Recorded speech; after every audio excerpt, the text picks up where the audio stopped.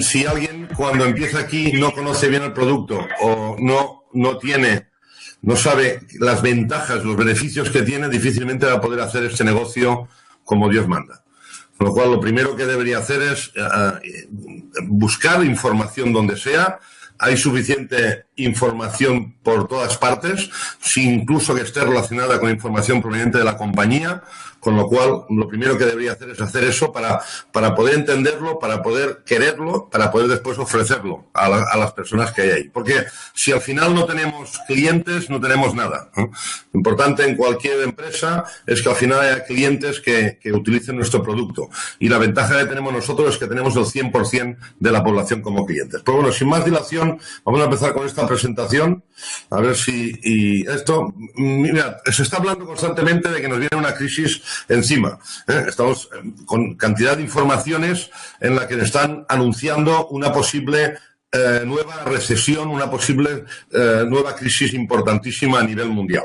Yo los datos que voy a dar aquí, yo no soy economista, soy profesor en la Universidad de aquí de Tarragona, en ingeniería, con lo cual voy a intentar sacar pocas conclusiones, pero lo que voy a dar es muchos datos y a partir de ahí con esos datos, pues cada uno que saque sus propias conclusiones.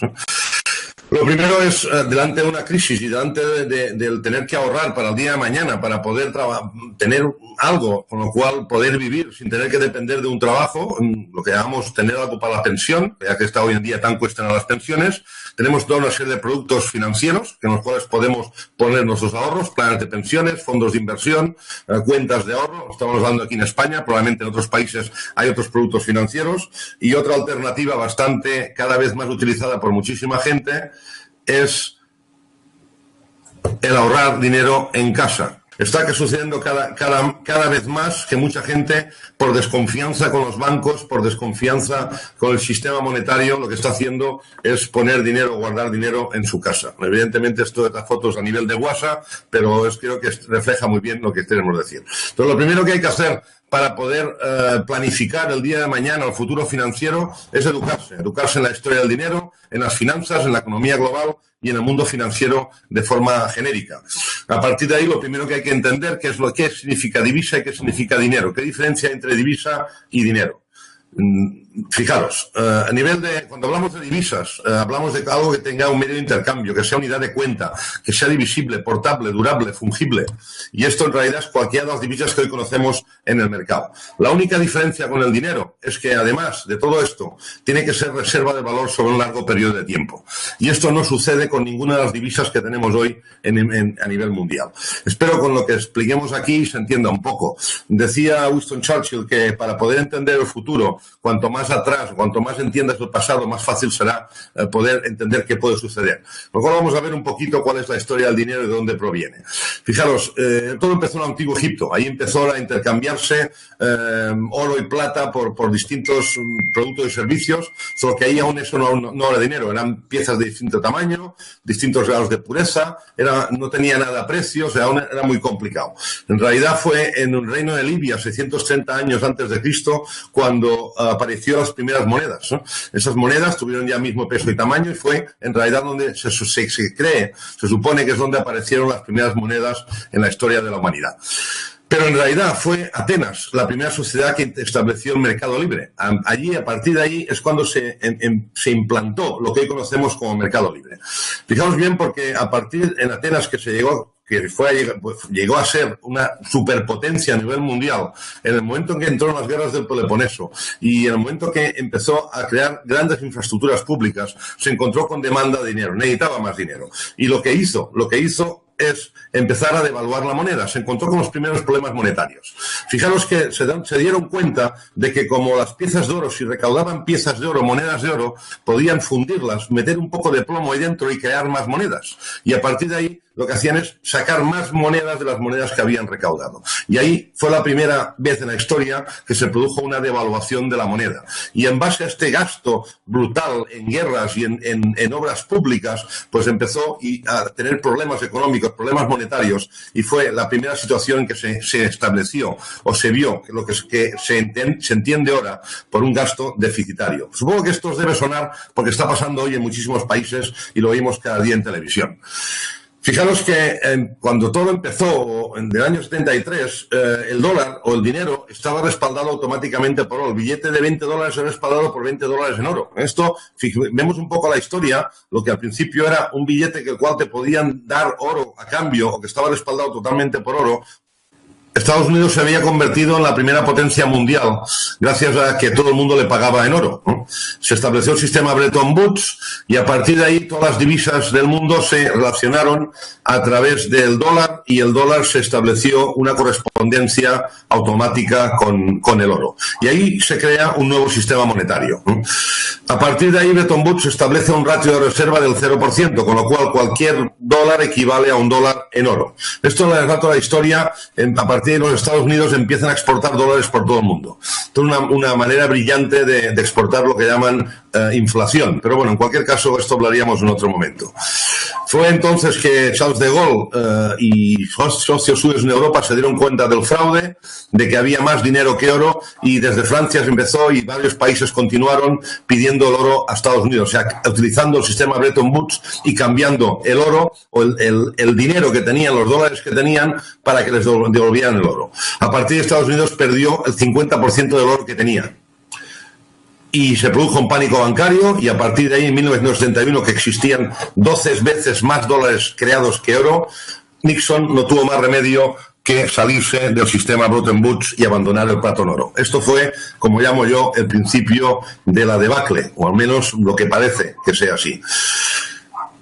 Fijaros que en ese momento es cuando aparecen lo que se llaman las monedas fiduciarias, y en ese momento las monedas pasan a ser monedas, divisas simplemente, que son simplemente monedas que están respaldadas por la confianza de que alguien algún día te la va a aceptar. Como lo he visto de alguna forma, cada 40 años se produce un cambio de sistema monetario. Estamos en un momento en que debería producirse ya y todo apunta a que esto vaya por ese camino. Y tarde o temprano se va a producir, nos guste o no nos guste, llevándose por delante muchísimas situaciones completamente dificultosas para mucha gente, donde la economía va a tener sobresalto y se va a producir una gran transferencia de riqueza de unos hacia otros. De hecho, esto está produciendo ya que hoy en día hay muchísimas, se han cargado, está desapareciendo automáticamente la clase media. De todas maneras, fijaros que lo que pasamos en ese momento es que de una moneda que estaba respaldada por oro a otra que no está respaldada por nada, con lo cual lo que tenemos es prácticamente un billete que es como si fuera el billete de Monopoly, nos guste o no nos guste. Lo que pasa es que nos lo están aceptando en todas partes. A partir de ahí hay toda una serie de situaciones que la gente no conoce muy bien, y voy a hablar un poquillo de ellas, solo un poquillo, que es lo que hace referencia a la política monetaria. Sin extenderme mucho, para que la gente entienda lo que sucede, lo que hacen los bancos centrales. Los bancos centrales están creando moneda continuamente. Esta moneda, que hasta ahora aquí en Europa era se trataba de 80.000 millones de euros que estaban inyectando todos los meses en la economía, en el sistema monetario, van directamente o prácticamente directamente a los bancos. Los bancos, que hoy en día reciben ese dinero al 0%, dedican ese dinero en su mayor parte a la compra de bonos, a deuda pública, lo que todos oímos hoy como deuda pública. Y a partir de ese dinero va hacia los ciudadanos a través de infraestructuras, de gasto estatal, y los ciudadanos acaban pagando impuestos que va otra vez a los bancos, y de ahí pasa y se crea lo que se utiliza, lo que se llama la reserva fraccionaria. El 97% del dinero, de la masa monetaria que hay en la calle, no es creada, señores, por los bancos centrales. En Europa estamos hablando del Banco Central Europeo, en Estados Unidos la Fed. El 97% de la divisa creada es creada automáticamente por los bancos, y vamos a ver un poco cómo. En cualquier caso, lo que es la flexibilización cuantitativa, que es esa inyección de dinero que empezó en 2008 a través de la Fed, se trataba de estas cifras, 600.000 millones en 2008, 600.000 millones más en 2010, y ahora se habla de la QE, la flexibilización cuantitativa infinita, que están inyectando 85.000 millones de dólares al mes. Aquí en Europa, como digo, estaban inyectando 80.000 millones y lo van a hacer hasta marzo del año que viene, donde van a pasar a inyectar 60.000 millones mensuales. Fijaros que además lo que están haciendo los bancos con ese dinero es comprando bonos, deuda pública, que hoy en día están por debajo, por los suelos. Aquí hay una lista, esto está sacado a día de hoy, de los bonos a 10 años emitidos por diferentes países. Fijaos que una Alemania, por ejemplo, tiene un bono del 0,41%, Suiza el menos 0,07%, Canadá el 1,74%. Entonces, claro, ¿qué inversor va a invertir en bonos que le van a dar una rentabilidad a 10 años del 0,5% o el 1%? Pues, ¿quién lo hace? Los bancos con dinero regalado directamente, automáticamente por los bancos centrales, ¿no? A partir de ahí tenemos cantidad de información y noticias que hablan de lo que sucede con la Reserva Federal y el Banco Central Europeo y todos los bancos centrales de todos los países que pueden emitir moneda, pero a partir de ahí, cuando el dinero llega a los bancos, entra lo que se llama el sistema de reserva fraccionaria. Probablemente muchos habéis oído hablar de esto, y la reserva fraccionaria consiste básicamente en que cuando llevamos dinero al banco, el banco tiene que reservar una parte en su caja. Eso se llama el coeficiente de caja. Aquí este ejemplo está calculado con el que fuera el 10%. Si eso fuera así, fijaros lo que sucede, porque cuando ese dinero llega al banco, el banco tiene que reservar ese 10% y con el otro 90% puede hacer lo que quiera con él. Puede prestarlo, puede invertirlo. Si lo presta, esta persona que coge el dinero puede lo lleva a otro banco y así sucesivamente. A partir de ahí, lo que acaba pasando en este ejemplo solamente en 3 pasos es que tan solo con $1.000 introducidos en el sistema, se han creado en el sistema 3.433 o aparecen en el sistema 3.439. Cuidado lo que estamos hablando, porque en el banco realmente solo existen $271. Claro, esto tiene que ser preocupante, porque en cualquier momento, si cualquier persona hubiera un pánico bancario y mucha gente en un país fuera al banco a sacar dinero, a la media hora se produce un corralito. Y algunos de los que estáis aquí, que habéis vivido esta situación en algunos países, sabéis perfectamente de lo que hablo. Otros que no lo hemos vivido, muchos creen que está lejos, pero esto puede suceder cualquier día, a cualquier hora. Porque esto no lleva ningún anuncio, pasa de un momento a otro y de forma muy rápida. Los bancos simplemente crean dinero sobre base a las promesas de los prestatarios. O sea, que en realidad lo que están es creando dinero. Recordad que hablo del el 97% del dinero es creado directamente por los bancos, no creado por la Reserva Federal ni los bancos centrales. Esto da a pensar muchísima cosa. Aquí tenemos ese dato que acabo de contaros antes.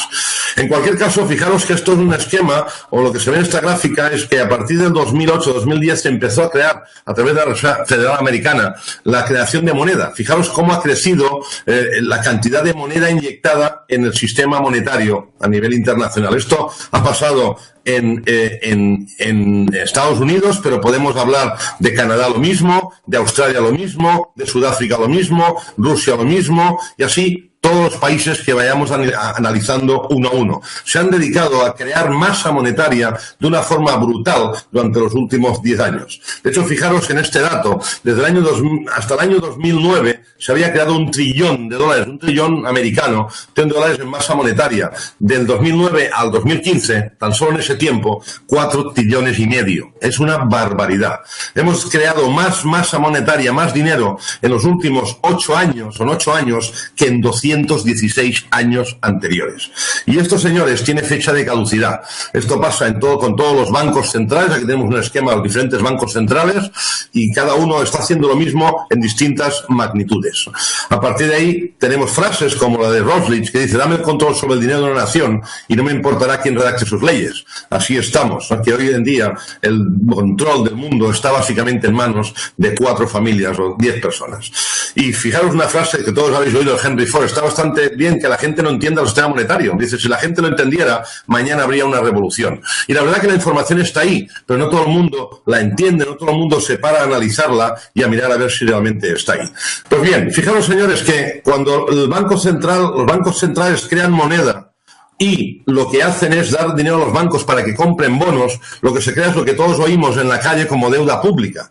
Esto es la deuda soberana que existía en el mundo en el año 2006. Fijaros que de 2006 a hoy, esto está sacado de hoy, esta mañana, estamos hablando que se ha casi más de duplicado, de 27 billones de dólares, aquí, que son los 2 trillones de Estados Unidos, a 60 billones de dólares, señores. Esto es una barbaridad. Se está creando una cantidad de deuda soberana a nivel mundial que todo el mundo ya habla de que es impagable, no por nuestros hijos, sino ni por nuestros nietos, ni por nuestros bisnietos. Y como digo, esto tiene tarde o temprano algún tipo de fecha de caducidad. Esto, la evolución de la deuda pública española, todo empezó a exagerarse a partir del 2008. 2008, pero aquí tenemos las distintas deudas públicas de distintos países. Fijaos que un país como Japón tiene más del 240% sobre el PIB de deuda pública y nadie habla hoy por hoy del Japón. Pero bueno, en cualquier caso, datos como aquí el FMI dice, alerta que estamos hablando de que hoy en día la deuda soberana representa el 225% del PIB mundial. Señores, esto es muy complicado de entender, pero no hace falta ser demasiado listo, ningún economista, para entender que si seguimos creciendo con más deuda, más deuda, más deuda, es muy complicado que, o sea, en algún momento esto tiene que reventar y pararse por algún sitio. Pero nadie sabe muy bien cómo puede pasar y qué puede ser. En España, en este momento, estamos pagando más de 33.000 millones de euros anuales de intereses. Y hoy que tenemos unos intereses muy bajos, ¿qué pasaría si al finalmente se suben los intereses y pasamos a tener que pagar el doble? Esto equivale en España a las prestaciones de desempleo, al presupuesto de sanidad y al presupuesto de educación, ¿no? O sea que en cualquier caso, encima ahora me están llamando, ¿no? Pero bueno. Bueno, sigamos por ahí, ¿eh? Información sobre los bonos que hablábamos antes, bonos emitidos a 100 años. Señores, ¿qué inversor va a comprar, va a invertir, o hacer una inversión que le paguen su rentabilidad a 100 años o que se la devuelvan a 100 años? Están emitiendo bonos a 100 años, a 50 años. Bélgica emitió un bono hace poco, a 100 años, al 2,3%. Es una barbaridad. Nadie se le ocurre, en su sano juicio, como inversor particular, intentar meterse en ese berenjenal, ¿eh? Y así podemos verlo continuamente. Ahora, ¿qué está sucediendo? A medida que se imprime más moneda, que se inyecta más moneda en el mercado, más divisa, lo que sucede es que al final las monedas se devalúan. Y así vemos que el dólar, por ejemplo, desde que nació la Reserva Federal Americana, se ha devaluado más de un 96%. Y así, pero no el dólar. El dólar sucede, pero fijaros en esta transparencia. Esto es la devaluación de la moneda romana durante la tercera centuria, ¿no? O sea, fijaros que la transparencia se refleja mucho a lo que es la gráfica respecto al dólar. Si pues las pusiéramos, prácticamente no se diferencia nada lo que se devalúa al dólar con lo que se devaluó el denario romano en esa época. Y de alguna forma esto llevó al declive del famoso Imperio Romano. Pero bueno, en cualquier caso, lo que nos encontramos es que el hecho de introducir más moneda en el mercado acabará produciendo una inflación, de hecho es lo que están intentando los bancos centrales, que no haya deflación y que haya inflación a base de inyectar dinero. Pero en cambio no se ve por ningún lado esa esperada inflación que todos desean. De hecho, en realidad, una cosa es la inflación real y la otra inflación que los gobiernos anuncian. A partir del año 85 aproximadamente, 80 y algo, se empezó a separar y se creó una cesta global de lo que sería o que representaba cómo se tenía que calcular la inflación o la subida de los precios de los productos a nivel global, pero la inflación real va por otro camino y como veis, la inflación real es bastante más alta que la dada por todos los gobiernos de todo el mundo. En cualquier caso, esto nos puede llevar, y esperemos que no, a una hiperinflación. Y esto en algunos países ya lo hemos visto. Hay muchos ejemplos. Hoy en día tenemos un ejemplo, desgraciadamente, muy malo en Venezuela, que está produciendo una hiperinflación brutal. Pero esto puede pasar, como digo, de un día cuando pasa de un día para otro. Estos son ejemplos de que suceden ahí, han sucedido en distintos países, y lo que sucedió cuando hubo una hiperinflación en Alemania antes de la Segunda Guerra Mundial. Así utilizaban los billetes en Alemania para jugar con ellos, así los transportaban, así cobraban. Hay un ejemplo en el cual una persona que cobró dinero en una cesta de estas, o en un carro, iba por la calle y en un momento dado dejó el carro un momento para recoger algo y cuando volvió le habían robado el carro, no el dinero, porque el dinero no valía prácticamente nada.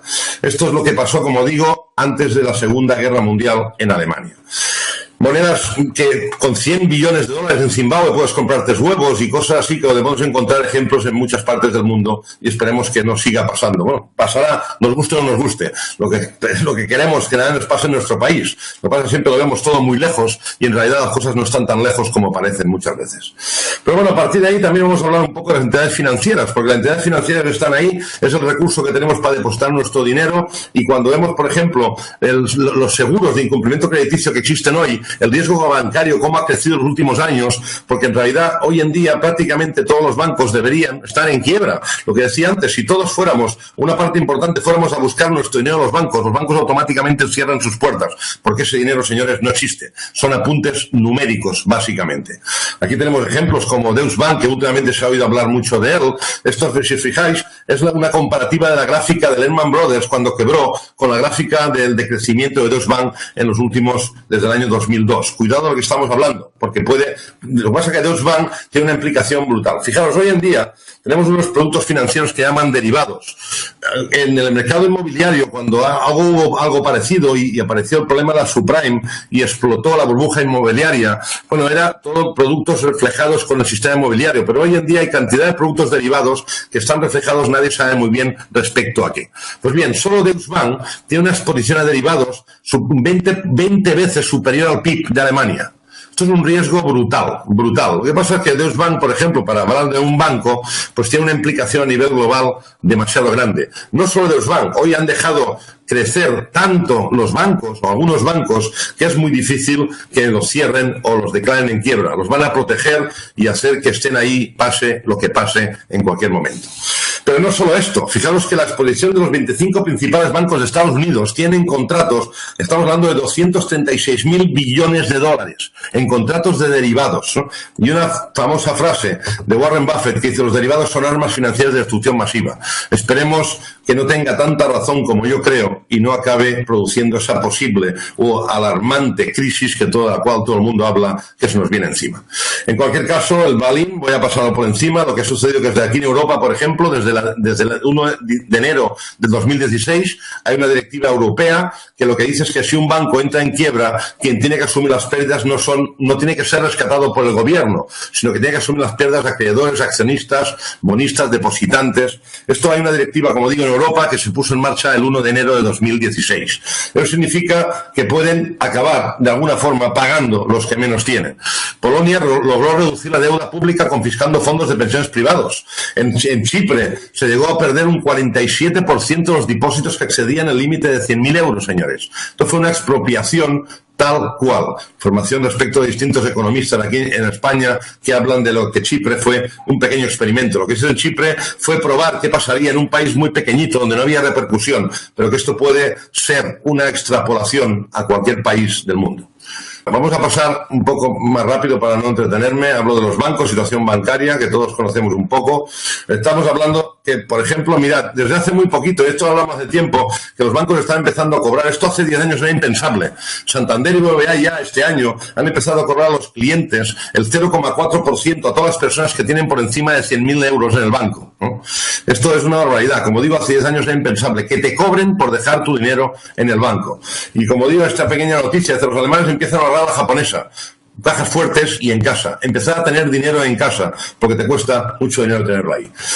Pero bueno, dado todo esto, esta incertidumbre, toda esta situación, hay una cosa que está apareciendo que son lo que llamamos las criptomonedas, ¿no? Los bitcoins. Todo el mundo conoce el bitcoin, o mucha gente conoce el bitcoin. Señores, el bitcoin no es más que una de la multitud de criptomonedas que existen en el mercado. Fijaros que, por ejemplo, esto fue la evolución de las criptomonedas a partir del 2009 que nació el Bitcoin. En 2013, fijaos que había una multitud de criptomonedas brutal. Hoy en día hay en el mercado más, esto es la lista de criptomonedas, hay más de 700 criptomonedas en el mercado. En concreto, esto está sacado el mes pasado, pero por encima de 700 criptomonedas. ¿Qué quiero decir con esto? Que es una tendencia que está apareciendo, no solo aquí, sino que están los bancos preparándose para el auge de las criptomonedas. Están anunciando bancos como el Banco de Inglaterra crear su propia versión del Bitcoin. Están apareciendo criptomonedas que van a aparecer en distintos bancos centrales. Están apareciendo criptomonedas basadas en oro, pero son basadas en oro. El Hayek Coin, por ejemplo, que salió creo que hace unos meses en Estados Unidos, es una moneda virtual que se sostiene con oro, pero no deja de ser algo sostenido con lo cual al final el oro lo tiene alguien almacenado en algún sitio, si es que lo tiene, como pasa con otras situaciones. Pero yo no estoy anunciando nada, pero no estoy diciendo que eso sea muy bueno o muy malo. Fijaros que esto es un reflejo de lo que sucede. Todo lo que tenemos aquí a la izquierda es la deuda pública nacional de Estados Unidos. A la derecha, en negro, lo más oscuro, es la moneda física que está en la calle. El oro, la plata y las criptomonedas. Y el resto de criptomonedas. El Bitcoin, las criptomonedas. Fijaros que esto representa muy poquito aún. Yo estoy convencido que esto va a crecer mucho en el tiempo, pero cuando aún no está regulado y nadie sabe muy bien por dónde va a ir. No, aquí me dicen, no me convencen. A mí tampoco me convencen, ni los bitcoins ni ninguna criptomoneda. Y os diré por qué. Porque, entre otras cosas, cuando lo regulen, probablemente muchas de estas criptomonedas acaben cayendo por su propio peso. Lo que quiero decir simplemente con eso, que se están introduciendo, están apareciendo nuevas formas o nuevas alternativas de mercadeo, nuevas alternativas de intercambio de bienes y servicios a través de otras maneras de pagar. Y ahí es donde aparecemos nosotros. Porque nosotros no estamos introduciendo nada extraño, nada que se ha inventado, que nadie sepa lo que va a pasar, si va a ser bueno o va a ser malo. Estamos implantando. Yo fue lo que vi cuando vi esta compañía y vi la idea. Con todo lo que está pasando aquí en este momento, que es de lo que acabo de hablar, lo que vi es que nosotros estamos introduciendo como forma de pago algo, señores, que lleva casi 3.000 años de historia, que es el oro. A partir de ahí, todo esto que queda aquí me importa bien poco, porque el oro está hace 2.800 años, está ahora y nos moriremos todos y seguirá estando ahí. Y de algunos, pues yo creo que no tenemos ganas ya de arriesgarnos a saber si todo esto va a funcionar o no va a funcionar. Ahí llego, para llegar a la importancia del oro respecto a todo lo que está pasando, a la importancia del oro respecto al sistema monetario que tenemos delante. Para verlo un poquito, hay algunas transparencias que ya conocéis algunos, lo habéis visto, esto está yendo muy lento, a ver si... Antes que hablaba de la divisa, cuando hablo del oro, el oro realmente es dinero, porque el oro mantiene el valor a lo largo del tiempo y además los gobiernos no pueden imprimirlo. Esa es la gran ventaja que tenemos respecto a cualquier otra moneda que pueda aparecer. Esto es la evolución del oro desde el año... Bueno, aquí tenemos una pequeña gráfica, pero aquí tenemos gráficas y cosas que hemos visto todos en alguna transparencia, cómo el oro mantiene el poder adquisitivo a lo largo del tiempo. Que al fin y al cabo, esta es la gran característica del oro. No es que suba y baja de precio, evidentemente sube y baja de precio respecto a las divisas, pero lo que sucede con el tiempo es que mantiene el poder adquisitivo. Y de esta forma tenemos ejemplos tan espectaculares como los que hemos visto todos alguna vez respecto a lo que podíamos comprar hace 10, 20, 30, 40 años y lo que podemos comprar ahora con lo mismo. Esta transparencia que todos habéis visto para mí es muy significativa. Fijaros que el año 71 con un gramo de oro podíamos comprar una cantidad de barras de pan prácticamente equivalente a $1, y en cambio hoy con $1 podemos comprar tan solo media barra y con un gramo de oro podemos comprar un montón de barras. Esto sucedió, ha sucedido y seguirá sucediendo a lo largo de la historia. Señores, en el oro, fijaros que esto estaba aquí, esta gráfica intenta representa lo que es la producción de oro, la demanda y lo que la diferencia que hay y el déficit que hay. Yo no conozco ningún producto en que la demanda sea más alta que la oferta y en cambio no suba el precio. Lo mismo pasa con el coste de producción. Hoy el coste de producción del oro es mayor que lo que vale el oro en el mercado. A mí que alguien me explique ¿qué sucede? ¿Con qué otro producto en el mercado sucede esto? Yo creo que con ninguno. Pero bueno, a partir de ahí podemos hablar también de oro papel. Fijaros, igual que con la reserva fraccionaria, o que hoy en día por cada dólar que tenemos, por cada euro que tenemos en realidad, o por 100 euros en el banco, tan solo hay uno, quizás, con el oro papel pasa exactamente lo mismo. Hoy en día, por cada onza de oro que existe en oro papel, hay 542 onzas, perdón, al revés, por cada 542 onzas en oro papel, hay una sola onza de oro físico guardado en algún sitio. Con lo cual estamos en la misma situación con el oro papel y con cualquier cosa que al final esté referenciado con oro y no sea propiamente oro físico.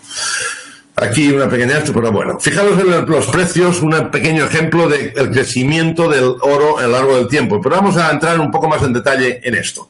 Ya que al final, en la historia de la humanidad, el oro siempre se ha ajustado al aumento de oferta de divisa.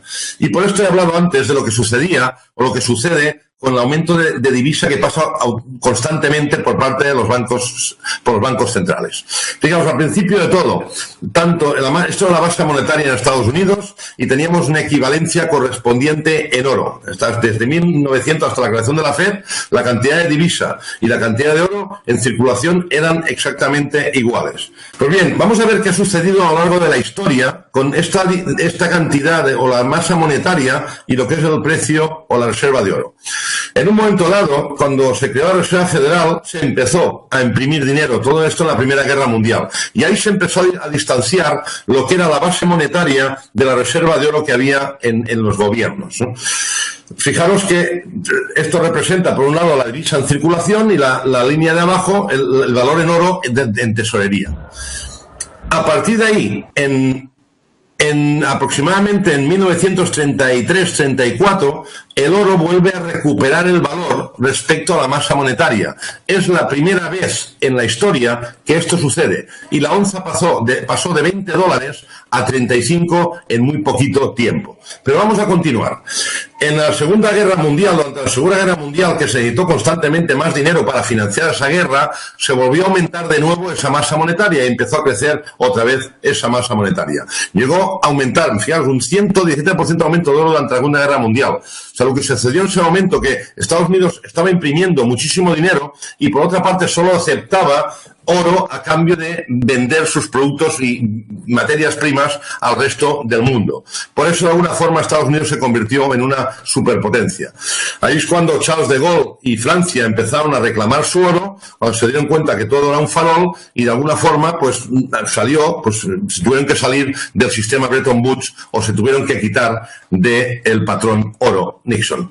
Pero esto continúa. En este momento, Estados Unidos perdió la mitad de su oro, pero siguieron imprimiéndose dólares. Sí, continuó. En cualquier momento, Nixon en ese momento sale del Bretton Woods, no le quedó más remedio, y siguieron imprimiéndose dólares. Fijaros aquí en esta gráfica, que esa línea azul que hay por encima es la inyección de masa monetaria a través de créditos bancarios. En concreto, eso equivale a cuando aparecen las tarjetas de crédito. Cada vez que utilizamos una tarjeta de crédito a crédito, estamos aumentando automáticamente, señores, la masa monetaria. Estamos creando dinero nosotros mismos sin saberlo en el sistema monetario internacional. Pero bueno, en cualquier caso, aproximadamente en los años 77-78 volvió el oro a recuperar otra vez el valor de la divisa en circulación. Llegó a subir, tuvo una subida exponencial brutal. Durante un pequeño, corto periodo de tiempo, tuvimos la oportunidad de volver al patrón oro, pero por alguna razón no se hizo, obviamente por intereses. Pero en cualquier caso, hubo un incremento en un momento muy pequeño del 750% del valor del oro. Ya estamos en dos situaciones en la historia de la humanidad en que se ha producido una aproximación del valor del oro, del precio del oro, a la cantidad de masa monetaria que teníamos en el mercado. Ahora, ¿qué está sucediendo ahora? Que se ha incrementado de forma exponencial el sistema monetario y la masa monetaria a nivel internacional está creciendo de una manera bárbara. Señores, si pasara, que pasará de alguna forma, no tan exagerado, pero si volviera a pasar lo que pasó en los años 70, 80, con ese incremento de oro en que volvió a recuperar el valor según la masa monetaria, lo que pasaría es que el oro subiría a más de $40.000 la onza. Se está hablando de muchos valores distintos, ¿no? Pero en cualquier caso hay ejemplos distintos de lo que puede pasar. Pero no os quepa ninguna duda que el precio del oro acabará subiendo muchísimo de alguna forma. Esto que se ve por aquí, que se ve muy poquito al final, cómo representa los activos estos próximos años se estima respecto al resto de activos que hay en el mundo. En cualquier caso, esta es la trayectoria del precio del oro y fijaros que se produce una bajada. O sea, esto es una gran monetaria, sube la deuda pública y a la misma vez sube el precio del oro. Pues bien, en un momento dado, sigue subiendo la deuda pública, pero en cambio el precio del oro baja. Fijaros que curiosamente es el mismo momento en que los bancos centrales y grandes instituciones se ponen a comprar oro como locos. Yo no quiero ser malo, pero quizás tienen algo que ver que esto suceda. En cualquier caso, como digo, la estimación en los próximos años es que la onza de oro suba muchísimo y probablemente pase algo como ha pasado ya 2 veces en la historia de la humanidad. Pero en cualquier caso, pase lo que pase, cuando se devalúan monedas, en el momento que se devalúa la moneda, el precio del oro sube. Todo el ejemplo de Rusia, ahí se ve cómo se devaluó la moneda y cómo el precio del oro subió. Esto, el incremento del precio del oro durante ese periodo de tiempo en que se devaluó hasta un 60% el rublo ruso. Pero pasa en cualquier caso. Argentina en 2002, devaluación de la moneda, subida del precio de oro. Islandia, devaluación de la corona y subida del precio del oro. Y así en Sudáfrica, en Ucrania, en Brasil, en Siria y cualquier país que analicemos veremos los mismos ejemplos. En el momento que las monedas se devalúan, automáticamente el precio del oro está incrementándose. Y tal como vamos, la única situación si se inyecta más y más moneda es que la moneda se devalúe constantemente, así estamos viendo.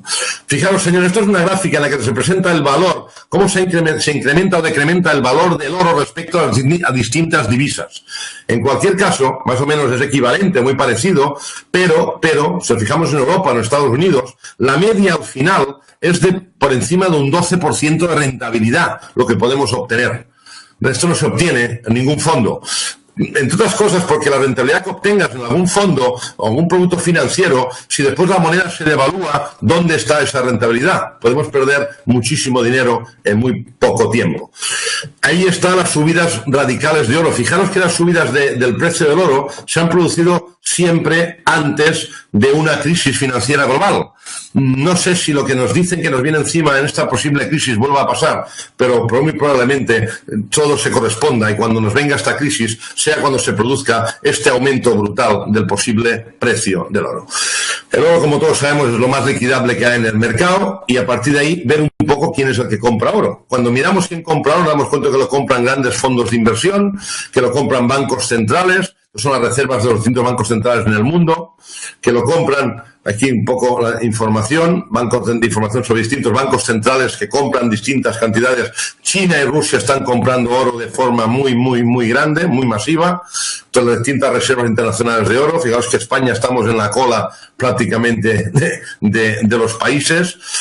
Lo que están haciendo los chinos, intercambiando activos financieros o productos en dólar respecto a deshaciéndose de bonos del tesoro o bonos americanos y comprando oro de forma masiva. Incrementos de oro en China, incrementos de oro en Rusia y así paulatinamente. Pero no solo eso. Compañías de reaseguros importantes están comprando oro. Multimillonarios importantes están comprando oro. John Paulson, más de 1.200 millones hace unos meses. 323. George Soros y así. Y como dicen, cuando el río suena, yo siempre que había trabajado en el sector financiero, nos habían hablado a la hora de invertir. Mirad dónde invierten los ricos. Señores, lo que estamos viendo aquí es que no los ricos, los más poderosos del mundo, bancos centrales, bancos, gobiernos y multimillonarios están comprando oro de forma masiva. Por algo será. Grandes expertos están recomendando cambiar el dinero, papel, por moneda. Y fijaros esta frase demoledora de Ray Dalio. Dice, si no tienes oro, es que no sabes ni de historia ni de economía. Quizá, evidentemente esta presentación está muy resumida, he ido muy rápido para no alargarme demasiado, pero yo alentaría a todo el mundo a investigar un poco sobre el tema. Hay unos vídeos espectaculares de Mike Malone que se titulan Los secretos ocultos del dinero, que explican muy bien todo esto. Yo alentaría a todo el mundo que investigue, que contraste opiniones, que contraste informaciones para averiguar si todo esto que estoy diciendo yo, todo esto que he plasmado aquí de una forma muy rápida y de una forma muy impersonal, sin veros ni que vosotros me veáis, es verdad.